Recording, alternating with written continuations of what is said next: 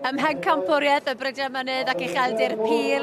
Mae Paul Slater a Beirniad wedi mynd trwydden nhw fel cath i gythrel, a dwi'n credu bod y canlyniad gyda ni fel mae'n digwydd. Dyw e ddim yn chwarae o gwmpas o gwbl Eirwyn. Na, mae wedi mynd, y bencampwriaeth wedi mynd i'r North Country Cheviot o iddo Daniel Jarman, a'r Gil Wobr wedi mynd i'r Cheviot Sir Brycheiniog. Ie, so mae Dani Daniel Jarman o Ryw Brongell i Llanidloes ar ochr dde a'i fasg di yn ennill y bencampwriaeth, a wedyn wrth gwrs fel ti'n gweud Gwilym Williams a Elizabeth Rees. Ynys yr Wyddfa, wel enw bert ydw e, Ynys yr Wyddfa, Aberhonddu. Iawn.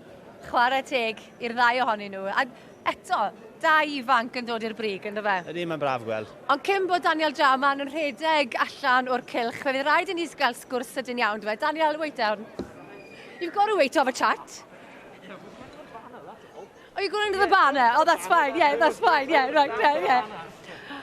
Congratulations, Daniel. You had, how many pairs did you have here in total? 10 pairs, I believe? Yeah, 10 pairs, yeah. How did you do it all, the work?